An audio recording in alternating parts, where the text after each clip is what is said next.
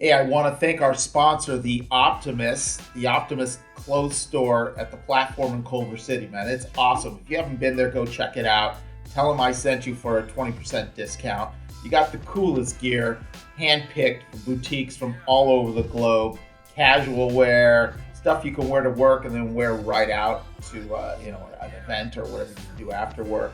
Casual, going out clothes, everything in between. So head off to the Optimist. Thank those guys. Appreciate it. You can find the website as well. You can shop online or you can go to the platform in Culver City. Hey, welcome to the Real Estate Deal.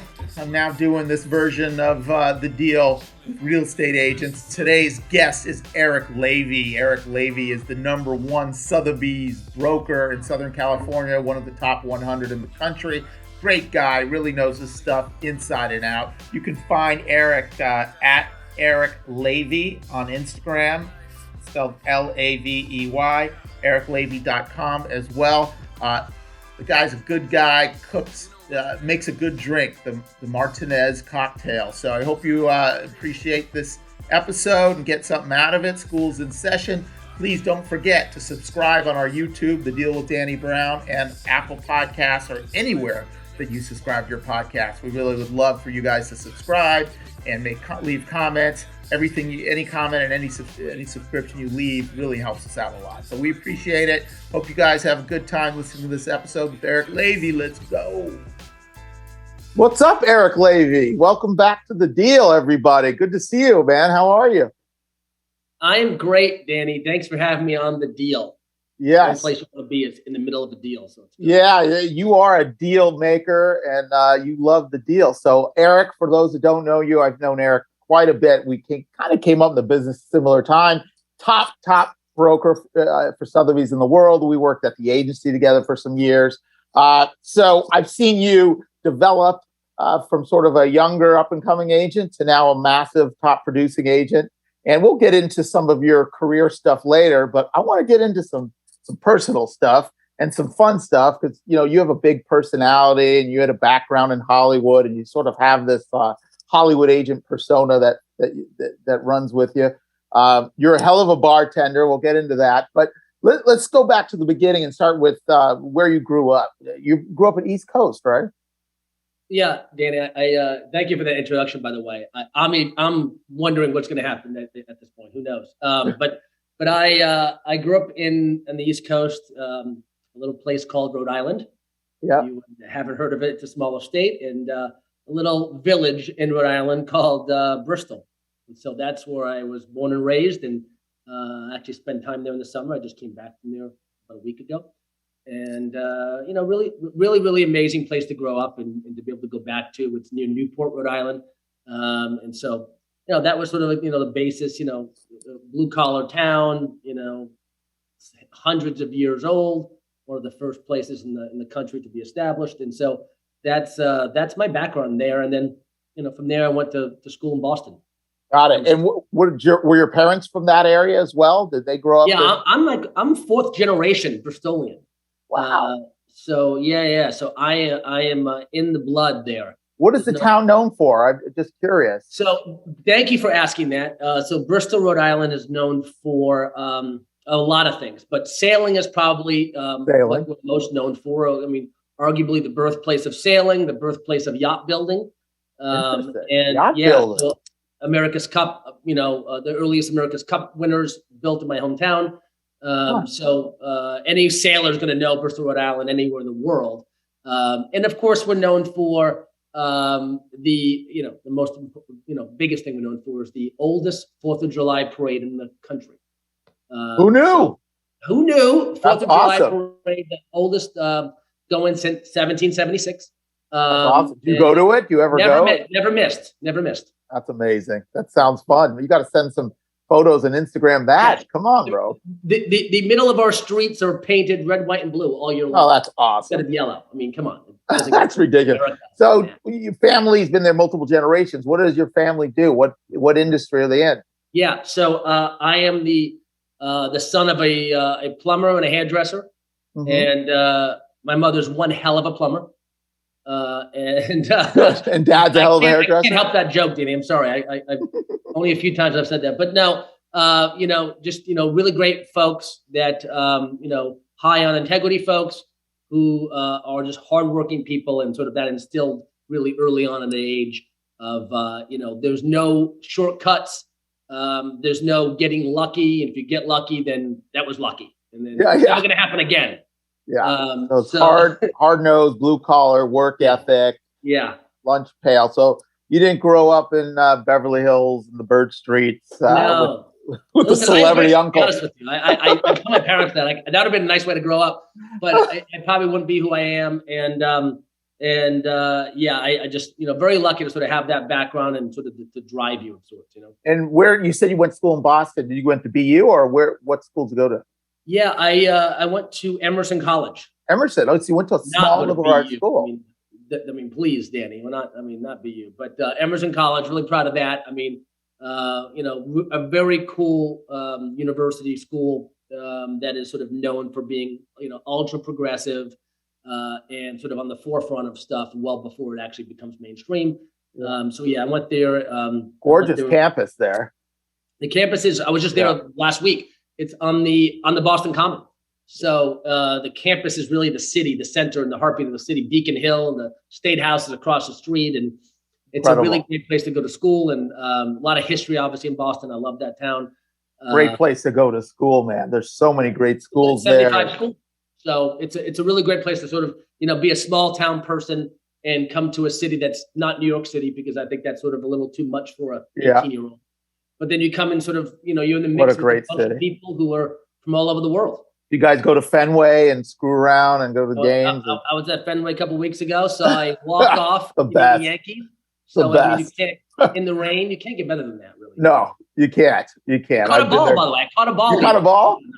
Where were you sitting? Were you foul ball or were you in the outfield? I hate to say this. I was sitting in the front row behind the third base dugout. And you caught a live foul ball? Foul ball went over the net. Yeah. And I had a scuffle a little bit. That counts, baby. That counts. I had a scuffle with some women and children, but I think it was all good. It's fine. So good. You got the forearm shiver from the 7-year-old kid. You got the ball. I was delicate. I was delicate as much as I could. That's sweet. Now you got to go get Big Poppy to sign it, and go Sox Nation. All right, so I got it. Grew up in a blue collar background, which is really interesting now, being in a high end luxury world that you're surrounded in. But you didn't get into high end luxury real estate right away. You came to LA, I assume, to get in the entertainment business. But why don't you talk about, and I may be wrong, but why don't you talk about what got you from the East Coast all the way across to LA? Yeah, what got me to Los Angeles about 22 years ago was, I think growing up in a small New England town, it's sort of like, California is like this big sunshine dream, right? And for the better part of half a century, there've been music and video and TV shows and movies, glamorizing that. And I think when you are from a small town, you're an LA guy, so I'm the opposite. So you got fooled. You got fooled, huh?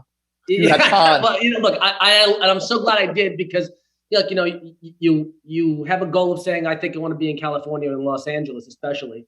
I wanted to do a program at Emerson College that, we have a big campus here in Los Angeles that was not as big as it is now when I was in school. I did not get into the program, and I was heartbroken. And so, and you find out like a year or two earlier. And so I decided, the hell with you, and I'm going to do a program. I'm going to make the program. And so I finished school in 3.5 years and do that program. And I sort of figured out my own program here. And that got me to LA sort of my senior year. I think it was like 99, if I can remember, 99. And I never left. I basically went back to Boston to graduate, to walk the stage for 3 days. And I came back here. And that was that at 20 years old, I think. And wow, and, you were young. I came here to be in entertainment. It was the talent agency game at the time. That was sort of still a clandestine type of cool thing. In the agency world,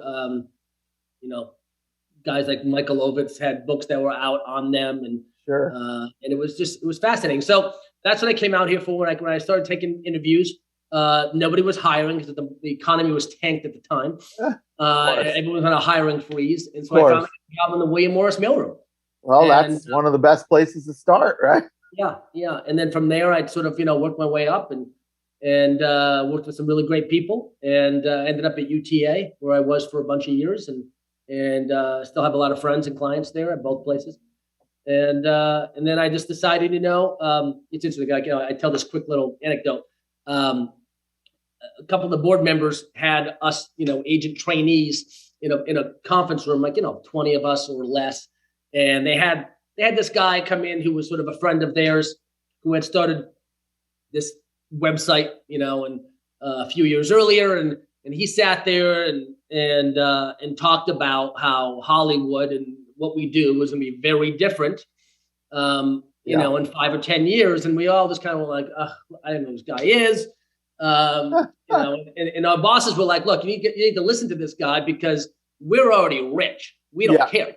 If you want this to work out in the next 20 years, this is and that guy was Jeff Bezos, and so Jeff Bezos, kind of right, but none of us give a damn. We're like, this guy is selling some old books on selling books. Yeah, he's selling books. So after that, I really thought, to be honest, I was like, whoa, the business is changing, and I saw it happening even early on 20 years ago. And I just decided I don't want to do it anymore. So I went to my bosses and I said, I want to make a move. And, almost all of them were like, I envy being a 25, 26-year-old and be able to do that. And one or two of them were like, are you crazy? This is the dumbest idea I've ever had. Yeah. And then I was introduced to my original mentor from, one of those people who told me I was crazy. And my career in real estate began. So a couple things. There's a lot to unpack there. When you moved to LA, you were super young. It sounded like entertainment dreams, that was on your mind. Was the mindset, and maybe it's hard to look back and remember, was your mindset like, I'm moving to LA and I'm going to be here forever? Or was it like, hey, I'm a young guy, this sounds like a cool thing, I'm going to come here and try this and see where it goes? What was your mindset when you got to LA? 'Cause that's a big move for a young guy who has no network in LA. Yeah, that's an interesting question, Danny, and I don't think I get asked that, but no, without a question, and I remember vividly, and I moved here with like $6 in my pocket, right? No money, no contact. Then my dad gave me like $5 Wendy's, and I had to use those sparingly. So yeah, I'm sure. I will say I never ever had the option to fail and not stay. There was never an option of like, well, if it doesn't work out, I can go back home for a bit. Yeah. And I just, that was not on the table at any given time. And there were some very difficult times early. I was on people's sofas early. And from the sofa surfing. I was literally on someone's sofa for a bit. And yeah, I mean, on someone's sofa, renting like a 1993, Honda Civic. Like that's where it was very early on. And there was no option to not succeed somewhat to be able to stay then that year. And then we'll see what next year comes up. Yeah. So it was sort of the burn the boats mentality. Like the boats are burned. We can't go get back on the boats and go home. This is it. We got to survive. We got to survive and make it happen. All right. Yeah. So that's one interesting part. Now let's fast forward to real estate. You're in entertainment. You're in the heart of it. You're in the mailroom. You're getting beat up. I mean, anyone that's, and I've been in the mailroom before I got into real estate. I was in entertainment too, on the music and film side. So I got my ass kicked. You make $300-400 a week, and $257 a week, by the way. $357.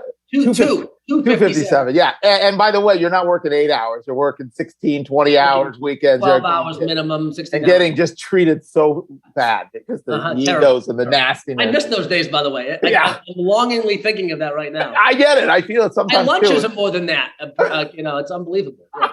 So now that you're in there and you've put in some time and you're, clawing your way up slowly as young people do in the entertainment business, was real estate something that just fell on your lap? Did you have an interest in real estate? Like, what made you pivot and say real estate versus, I don't know, go be an investment banker, be a sports agent? I don't know, anything. Yeah. And look, at the time, there was not a television show on the air about real estate. So right. This is a very different time. Yeah. When you told somebody in, 04, 05 that like, you're going to go be a realtor. A realtor. No one understood what that meant. Mind blowing. Like, you're an idiot. So correct. That's so different. Think about it's that. so different now. Today, right? kids are coming out of Harvard and Penn and Stanford, and they want to be real estate agents. You know, they go there, get their MBAs, and they're calling us. And at the time, I was leaving a business that was the hottest, business in the world. And everyone wanted to do that. Now they wanted to do it. So I forgot to mention, in Boston, when I was in college, I was a real estate broker. I got my license I totally forgot that. Yeah, which is very important, by the way. I don't want to insult people who gave me my first start in Boston. Why would you do that at being so young? Like what you had got a, Yeah, it's funny. My first job in college, real quickly, was selling cell phones, and that's when nobody had cell phones. It was the mid-90s or so, and I still have friends today that have the cell phone numbers that I sold them, but back in the 90s. But so after that, I was like, all right, well, I'm going to get to real estate. Someone in the street I met through a friend. They're like, you should get your real estate license. Who's a broker in Boston. And I think, really, how do you do that? And I did that, and I was 18, 19. And I got a job, for like a year and a half doing that in Boston. Did you sell anything at 19 years old? And rent and leasing. Did a lot of leasing in the 90s. Yeah. It was sort of like during like the .com boom that was happening in Boston, was getting a lot of people there.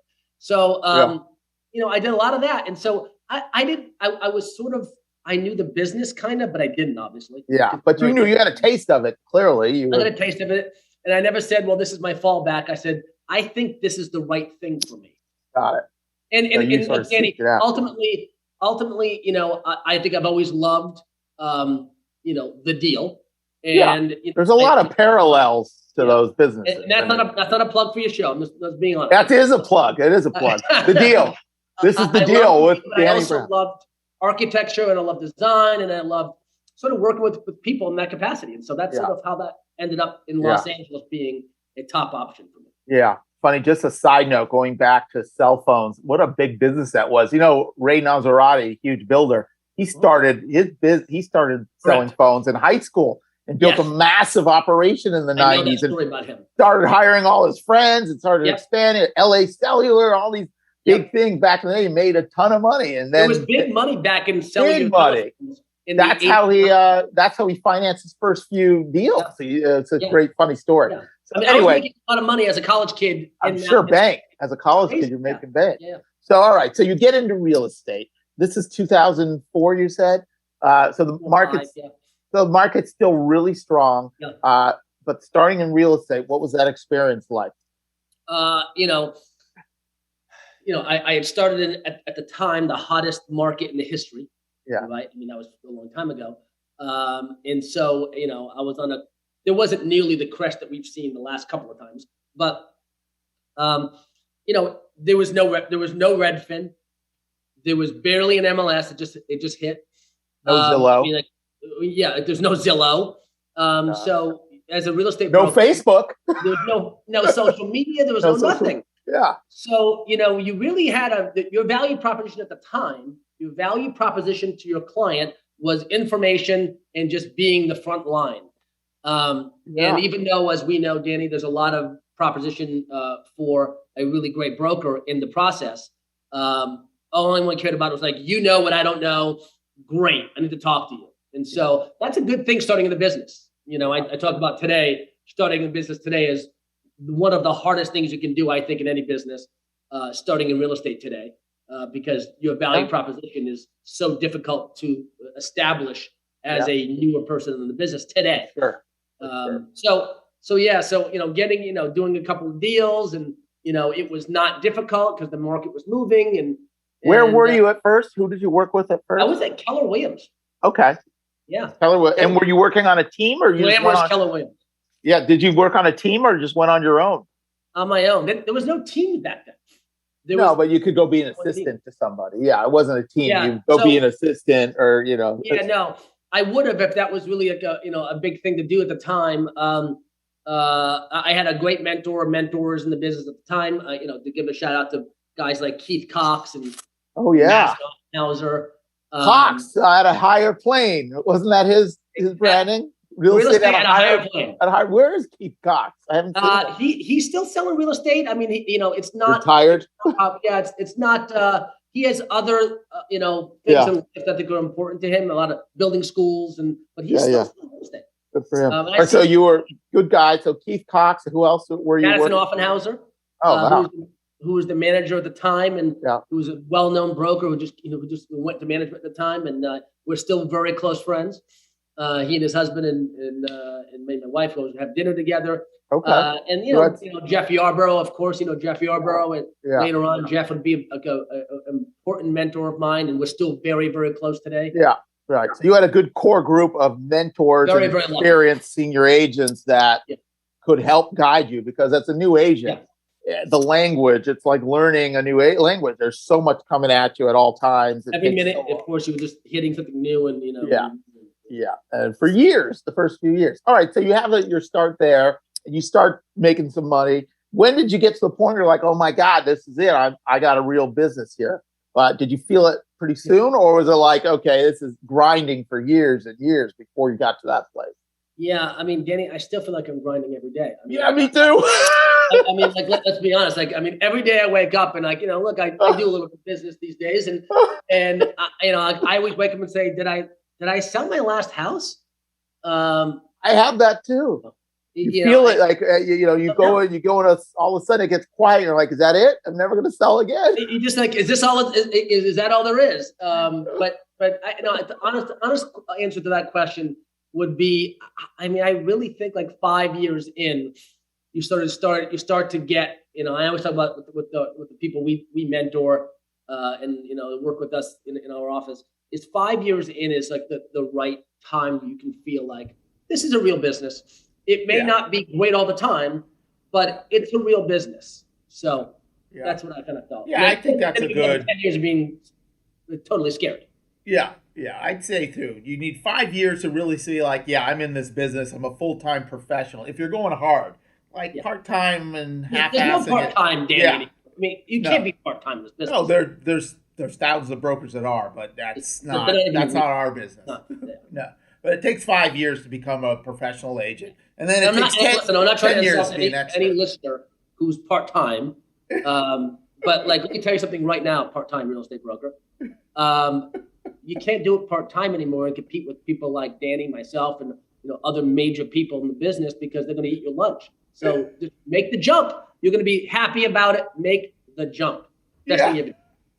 And give me a referral on your first deal that you're on. Yeah, exactly.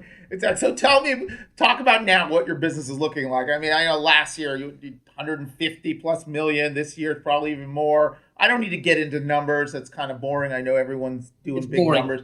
But tell me what your team looks like. I know you have some unique elements to your business because you have a second home and a network that you've built in Palm Springs. So talk a little bit about what does your business look like today in 2021?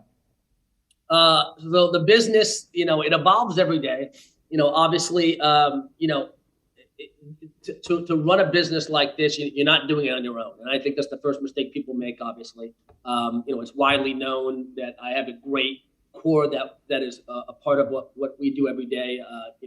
Angelica is a killer at what she does, and sort of, one of the day-to-day and really the true boss. And, and then you have Garrett, who's, a killer right beside of me. And then, I have Chase, who's working with us now significantly in the desert. And it's our business though is really everything runs in and out of sort of me and, Angelica and Garrett. And it's not like, you're not going to get Eric Lavey on a deal. Yeah. And that's important, I think, in terms of, look, we're in a world now where everyone has a team, and I don't have a team. I have a team that works with me on the business that I bring in. Yeah. It's their business too. And so we take ownership of the business that sort of I will create. And of course, someone can pull in some business here and there, but we don't rely on that. We have a really great core of, referral business that comes from our clients. We don't do a bunch of marketing. We're not postcard people, generally speaking. Our business is really 98% referral. Right. Referral from both our clients and friends, and also other brokers. And we probably do about 30 referrals a year in and out, and not just Sotheby's. We're in a referral right now with the with a Remax agent out of the area, and just other brokers that we know, they sort of say, hey, we hear that you're a right fit for this, and they call you. So that is what our business looks like. And it's a lot of fun when it can be just the people that you want to work with and the properties that you're passionate about.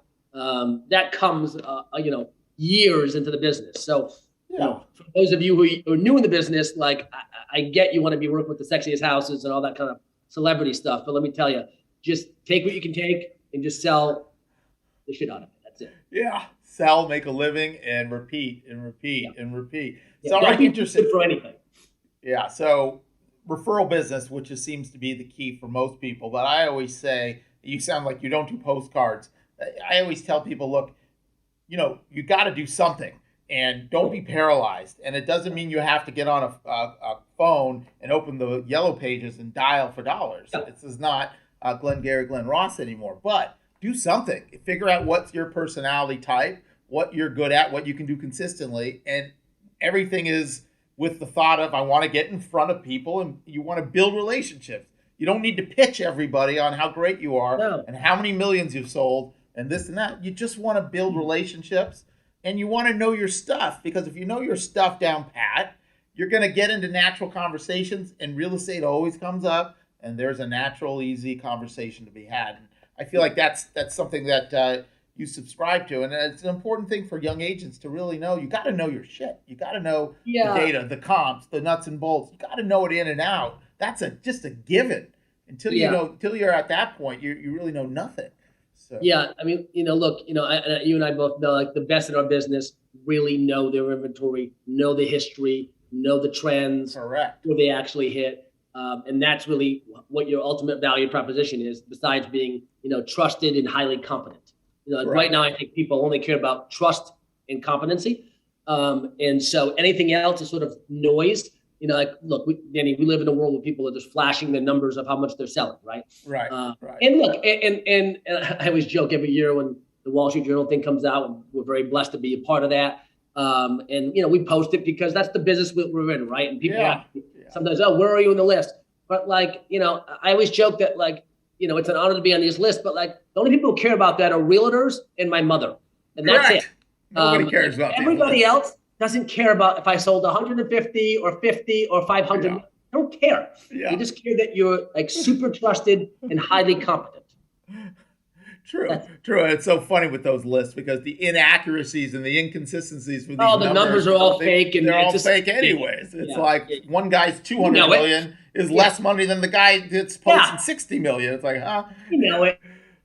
Yeah, it's all fluff. It's ridiculous. But anyway, let's get into some fun stuff. So, I've had some funny conversations with you, talking about how you articulate things to clients and or what you say to agents at times. But any sort of fun anecdotes, like if you're in a situation with a client that just wants to overprice, you have any zingers or any conversations and dialogue you get into with that seller that just, hey, the house is worth 5, but he has to have 6.5. Yeah. Well, I think that I come from a place of trying to understand it, and that's the biggest mistake I think, not just agents and brokers make. I think it's anybody in the world, is to not be empathetic, right? Empathy is a big thing right now, and it's been a big thing for a couple of years, and that I'm sort of into some of that craft. But it really isn't. It's not shtick. It really is legitimate, and to be empathetic is to find out where somebody else is coming from, and they feel heard. And that's sort of a summation of what I would think is empathetic. Now, let me be clear. I'm not always the most empathetic person on the planet. So, asking people, that are closest to me, they'll say, you should really be thinking more about what you're saying. But, when I'm in that role, talking to a seller and talking to an owner or homeowner, I want to know what the ultimate goal is and what are you trying to accomplish? The good news is this is a market where people who have aspirational beliefs of the value of the home cannot be far off disappointment sometimes. But there's a threshold, as we know, and even in the craziest, and we are in the craziest market of all time, until the next time, but the craziest market of all time, and there's a threshold, and so if someone's just trying to, recreate a market for their own house because it's their home and everything else is not as good, well, then more than likely they're not right. I want to come from a place of understanding where they're coming from, and then maybe we're not the right fit, because our business, and my group together, we don't want to take on, I can't, just take on a client without checking with, say, Angelica and the rest of the team. I can't do that because they're part of that. And if it's someone who's not a great person, going to be a jerk, or is just completely unrealistic, I'm wasting everybody's time, including mine, but their time is insanely valuable too. Yeah. So that's important to establish early on. Yeah. And you kind of sense it early on. It's, you're at a certain, you've done this certain amount of years and dozens of times. You sense that seller that's going to be impossible, and it's almost a no-win situation. And that's a fine line with deciding hey, I'm making more money by letting this opportunity go. Or you're in a better place in the world, meaning your head's in a better place. And look, we just passed up on somebody that reached out to us and that we didn't really dig them. We worked with them during the pre-pandemic, and we ended up leasing their property, and they called us a year later, and I basically politely was it's not the right fit. And by the way, the house sold within 2 weeks. Yeah. And 6 figures, didn't get it, but none of us were bummed. I was happy with the other agent. I called the agent company, was am I crazy? No, take the listing. And I was happy that they, but the deal was a pain in the ass. Everything was a problem. Probably put those other people into a crazy mindset for a month. Not for me, because it's going to affect my other clients who are really smart, savvy people who just want a great professional who is trusted and highly confident. Yes. And that's so important because it dilutes so much of the big picture of what you do. And when you have one cancer, toxic, however difficult client, that could really wreck and send waves through the rest of your business. And it's too valuable. We spend so many thousands of hours crafting and developing our business, and that's such a big thing. Now, I'm not saying for new agents to be picky, because when you're a new agent, you take on the most difficult clients, and you have to. But you get to a certain point, and I think that's sort of the coming of age and doing what we're doing, where you can pass on the business because it's going to do more harm than good. Any funny stories you can think of, crazy stories? I know they're probably happening week to week, day to day, but if there's anything crazy that comes to mind that you can share on camera, that would be nice. Yeah, it's so funny. We were talking before, they happen all the time, right? And when they happen, you're like, oh yeah, that's a great story. Yeah. Oh, that's a great story. And then I don't know, here we are, You move on and you got another thing going on. I'm like, no, it's totally boring. But and I was Angelica would be able to click me right in and say, remember that happened 2 days ago. That's crazy. Yeah. I think one of the most fun stories recently was, we had a big sale in Colorado for a major property in the $1 million range. And massive sale, massive high profile. Yeah, in that world, that's a massitive. I mean, in any world. Am I allowed to say? Is that public information? But it's out in the world. Yeah, it's out in the world. I don't want to get you in any I don't trouble. Talk about clients, but but nonetheless, it was a big sale, and it happened. We sold it in 3 days, and we ended up having multiples early on with a house that didn't sell for 5 years before that. And what was really cool was, the way we were able to position the property early on before it hit the market. The ultimate buyer was able to fly in on day 0 on his plane and be able to take action before others really were able to get their planes on the ground, at the place. So, to see that happen was remarkable. People scurrying to get there when they have their own planes, but forms and that kind of thing. And that buyer ended up literally capitalizing on being ready to go. Being first mover advantage. Being first. Truly. Wow. Yeah. And remind me the price point. Was that a 50 or 30? 40. It was 40. Yeah. Yeah. So it's a massive price point. Yeah, one of the highest numbers in that state, and the highest number in the history of Telluride, which is a wonderful Can I town. say it was Tom Cruise's house? Did I say that, or do we block it out? Okay, I said it.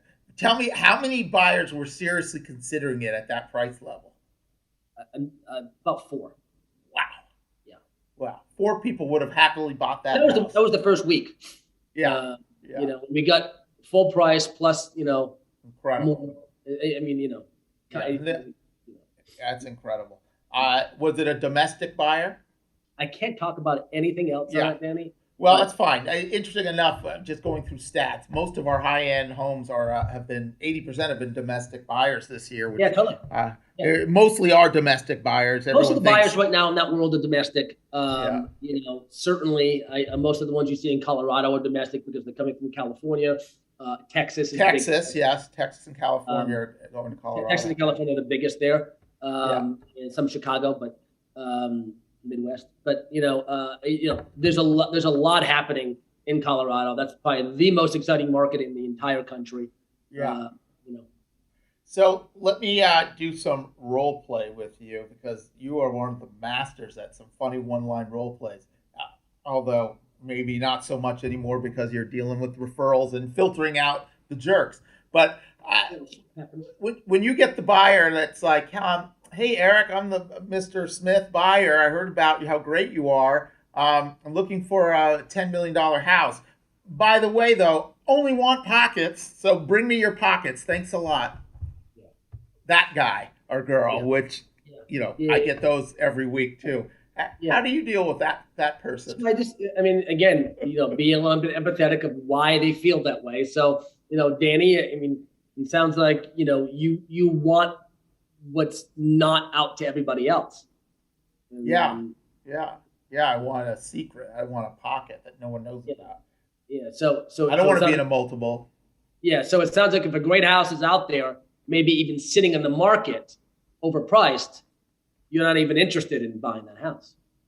I never thought of that, but everything sells so fast. I get it all on Redfin. I get it. I don't need an agent to send me stuff. Yeah. So Danny, like, I mean, it seems like you just feel like the agent's primary goal is just to find you the property. The rest of it's super easy. Yeah. And then I'll save commission. And I'll save money. So like in this market, you just go direct, and that's how you get a deal done. That's the only way to get a deal done. Yeah. So commission is like your number one goal in the process. Yeah, I guess so. Get in the house, and I think that's the best way. Get the house, and then save money on commission. Yes. Yeah. The buyer, you know, you're not paying the commission. But the purchase price, you know, you can take it off the purchase price. So I'm saving money. Got it. So you feel that somebody who's not representing your interest is going to be saving you or making you money on that purchase. Oh, yeah, maybe. I think so. I mean, Danny, like, I could be wrong, but Danny, is it insane to believe that somebody who does not have a fiduciary responsibility to you is not going to really care about you getting a good deal? Yeah, you're probably right. They probably won't care. So, like, I mean, like, so there's that example, right? Yeah. That's great. That's real. I don't know how I did. No, that's fantastic. It's fantastic. I love it. Like, you know, you want to get to the truth always, right? I mean, getting to the truth. And I mean, look, you know, our friend Steve Scholl talked about this 20 years ago. And he's a coach of mine, and you know, and really important in my business in a lot of ways. But you know, when he and I started to coach with Chris Voss, you know, Chris Voss, really digging years ago. Yeah, that was a, you know, and it takes years to kind of get the idea of and become natural. And it's not scripting dialogue. It's just not, because if you're doing that, it's actually the opposite of what you're trying to do. You're trying to be a listener and just understand and buy. Right. You know, and by the way, you have to be okay with the outcome not being what you want. Yeah. You know, like, you're not going to win all the time. Yeah, and I was hearing a lot of the Chris Voss style, which is brilliant because it's just being natural and being yourself and just being curious. But you know, that situation for me is one of the most frustrating. And, you know, I can't tell you how much that happens, even at this level after 19 years in the business, people saying, just bring me your pockets and this and that. And, you know, sometimes without the Chris Voss style, sometimes my feeling is just like, you know what, I have about a dozen exclusive cash buyers that work only with me, full commission with me. I'm going to bring them the pockets first. If all dozen of them pass, then maybe we'll have a conversation, because there's another dozen people like you that only want pockets off market. And I can't really spend my time and resources and energy bringing you my best stuff when I have exclusive clients. I try to educate people like that, but a lot of people, it goes over their head. It does. But the first time you start saying, I can in my time, and you might lose them. And you might. You really have to come from a place of like why it doesn't work for them. Let's be honest. I always talk about look, if you don't have an agent fighting for you in the world, and you're out there as finding pockets, and there's a lot of people out there still doing that. I just tell them, look, all of us in the business, you're going to be the second or third or fourth, and then all we want to do is sell you something quick. Not being a counselor. We're not an advisor. We're not a client. We're just trying to sell you something, because that's our business. So why anything? do you? And I don't want to have a client like that down the line, because you can't be true to them. That's a conflict of interest that they don't even understand. You don't understand. You're putting yourself in a position where not one agent is quarterbacking and covering your ass, and any agent is just trying to slam you into something because that's their only chance, and they're not thinking twice about you. So that's it. Well, and as we've always talked about, the thing is define the deal. Define the deal. Is the deal, getting it cheaper, or is it getting the right property that makes sense for you at a great price? Those are two different, distinct things. So define the deal. Another great plug for your show, by the way. Yeah, another plug. And also it's the saving commission. Let's be real. We've all been in that situation where people have asked us as listing agents, okay, you're gonna get a half point off, you're gonna get a point off, maybe, but you're also gonna pay the highest price, because that's the only way you're getting it anyway. So now you don't have anyone negotiating for you. You're paying the highest price by far, and that half point or point that you think you're getting, you're paying 3 or 4 or 5 points of purchase price. It's hello. It's going to cost them way more along the line. But Danny, talking about commission, and I know a lot of brokers watch this show. We're seeing a lot of the commission be cut dramatically across the board. Yeah. And it's disappointing. A lot of people that we know and like and even respect are all out there doing it for a lot less. As you know, I'm a 6% broker. Yes. At times getting 7, which I'm proud of, but nonetheless, and it's not because I'm trying to, really gouge anybody, but 6% has really been, the traditional. And then over the last 20 years in the competitive markets, they're chipping away at it. I think we're in a world where a lot of agents are doing it for 3.5 or 4. Yeah. And the service level that they're providing is commensurate with that number. And that's total, by the way. That's not both sides. As you know, that makes it really hard for guys, and gals like us who are professionals who don't look, to do what we do at a high level. You have to have a significant level of service in-house. And as you know, when you're the number one, and you're running the show in terms of writing the checks, and that's the key. And so when you're writing all these checks, you can't do it. We're not in the charity business. Yeah. And so a lot of these brokers are really, making a lot of other people go chase it for 5, 4, 3. We don't do that. We're a 6% operation, and we've lost, business from it all the time. And it's very much hard to pass up $20 million, $30 million deals when you're not ready to jump down, which we don't. And then sometimes they come back to you, which is a lot of fun. But I think we're in a world right now, we have to be very, very careful. I think brokers have to kind of band together, and I don't mean it be anti-competitive, but it just means don't be a discount broker, because the product that you provide the client is going to reflect on our business. And the product that's provided out there with the low commissions is schlocky and untrusted and highly incompetent. Yeah. So that's a problem, I think. Yeah, I think that's a huge problem. And so getting good about the dialogue on commission is really so important, I think, right now and then for the next 5 years. For sure.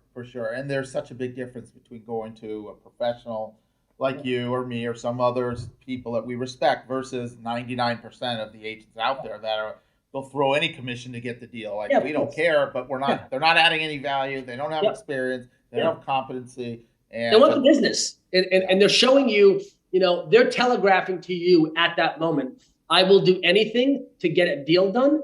So that should tell you everything, Mr. and Mrs. Seller, that's who you're working with. If that's what you want, that's okay. That's just not the right fit. I can give you some great names who actually charge less than we do, that we actually kind of like, that we beat in negotiations all the time. You should call them. And people are afraid of the dialogue. Agents are so petrified. I had an agent in my office a few days ago, younger guy, and he's like, I could have gotten a full commission from this person, but I was nervous I wasn't going to get the deal. Of course, that's always the first thought. You just sold out, and like, if that person's smart, they're like, why did he not charge me full price? They're afraid of the conversation and why you're worth it, or why this is just the way the world works. Yeah. Discount mentality is something that's sort of inherent. You either have it or you don't.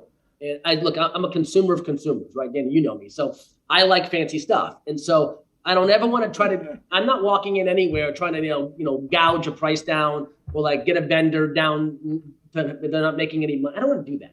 I don't want anybody not being happy. Everyone should make a living. Everyone should the best money. Are the best. They're worth it. They're worth it. And that's absolutely.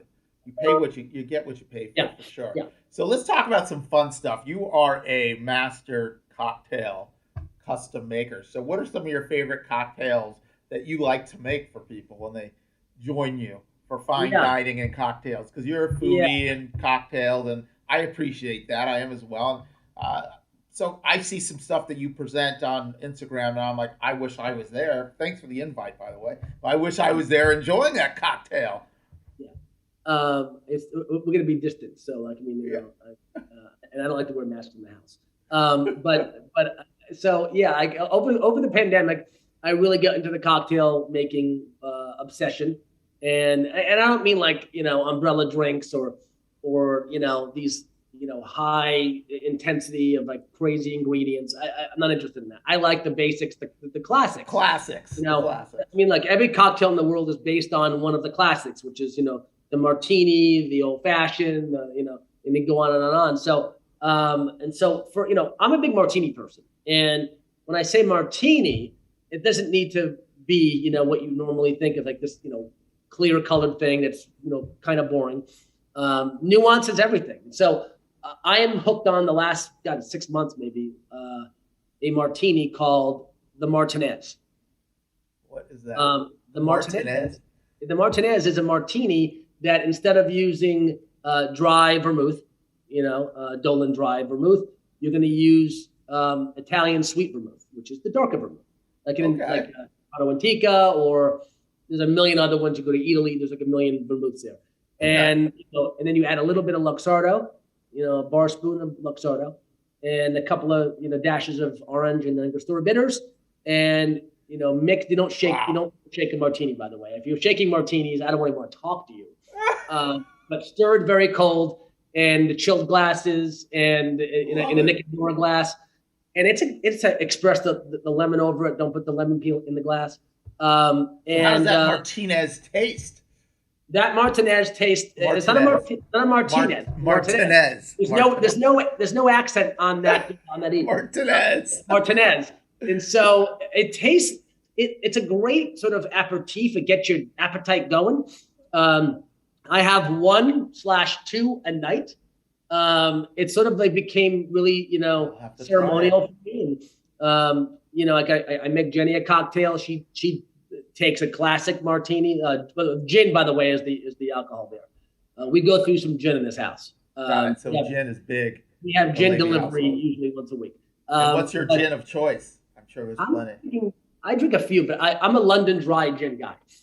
Because that's sort of what belongs mostly in a martini in general, because it sort of doesn't have any other imparted flavors. But London Dry, Ford's is a great gin, and then Hayman's is a great gin. Sipsmith, Plymouth. So you're not drinking gin and juice. You don't got the Tanqueray and something. I'm doing the gin and juice. Although I'm not going to knock the gin and juice. I mean, listen, Dre's favorite drink. That's Dre and Snoop's favorite. Right. It originated here, I think. So, yeah. I'm sure there's a fancy version of gin and juice. I think you got to create the crafted version. It used to just be Sacco and Tanqueray. I don't know if you remember Sacco. It was like this lemon bitter kind of terrible, but I remember gin and juice. It's better than Fireball. That's good. That's better than Fireball. Fireball. Oh, that's awesome. Well, I'd love to have a cocktail. We might have to do it. We have to either do it in person, or if I have to sit here on Zoom, I'll do it. But I'm not happy about it. Martinez. But look, brother, you're killing it. I appreciate you taking some time. Always good to see you. I'll see you in the field. We'll hopefully do a deal or two soon. If you got any passing words, any thoughts, words of wisdom for new agents, anything like that you want to close out on? Or you can just go make a Martinez. It's happy hour somewhere in the world. Hey, it's 12 o'clock. It's perfect time for Martinez. No, Danny, thank you for having me. It's always fun to connect and catch up. You have a great perspective on things. You're on the pulse of things, and I think what you're doing with the show and the deal is a great resource for a lot of professionals, a lot of real estate brokers, whether they're been in the business for 30 years or for 30 minutes, which unfortunately is a lot of people these days at 30 minutes in the business. But you're right. There's a lot of that. It's great what you're doing. So thank you for having me. Appreciate it, bro. Appreciate it. And we'll talk soon and have a cocktail. All right, Martinez on you. Well done. Good to see you. Have a great weekend. Have a good weekend.